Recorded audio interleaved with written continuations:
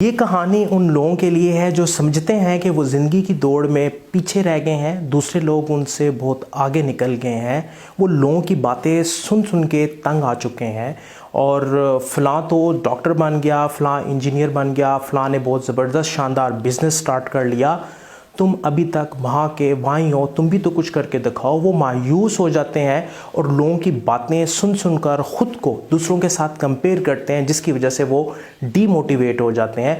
तो ये कहानी इन लोगों के लिए है, ये कहानी एक बार ज़रूर सुने व्यूअर्स। ये कहानी है एक फ़ीमेल एलिफेंट और फीमेल डॉग की, जो एक जंगल में रहते थे और इन दोनों में बड़ी गहरी दोस्ती थी।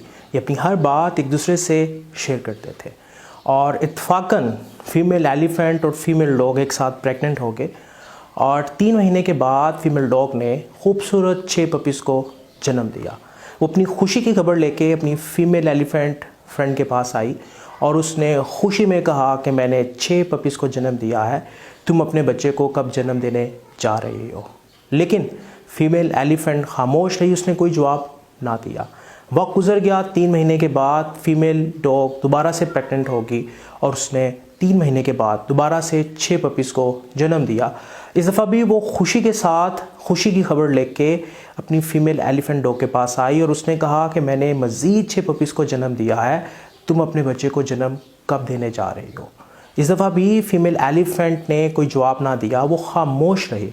वक्त गुजरता गया, फीमेल डॉग ने मज़ीद 6 पपीज़ को जन्म दिया। इस दफ़ा वो अपनी खुशी की खबर लेके जब फीमेल एलिफेंट के पास फीमेल एलिफेंट से सवाल पूछा कि तुम अपने बच्चे को जन्म कब दोगी, क्या तुम अपने बच्चे को जन्म दोगी भी या नहीं। इस बात पर फीमेल एलिफेंट ने अपनी खामोशी तोड़ी और जवाब दिया कि मैं जिसे जन्म देने जा रही हूँ वो एक पपी नहीं है।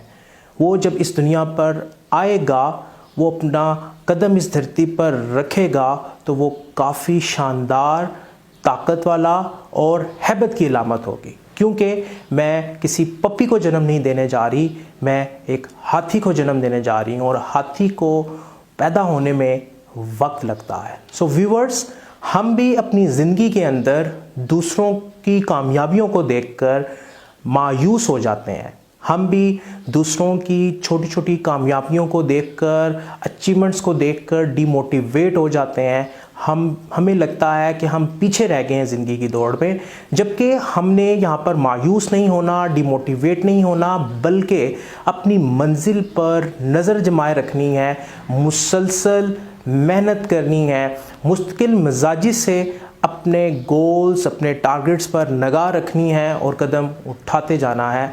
क्योंकि जो कामयाबियाँ देर से मिलती हैं वो देर पा होती हैं, मजबूत होती हैं, क्योंकि बड़ी चीज़ को बनने में वक्त लगता है, फूल को खिलने में वक्त लगता है, सितारे अपने वक्त पर रोशन होते हैं। हर कामयाबी का एक वक्त होता है।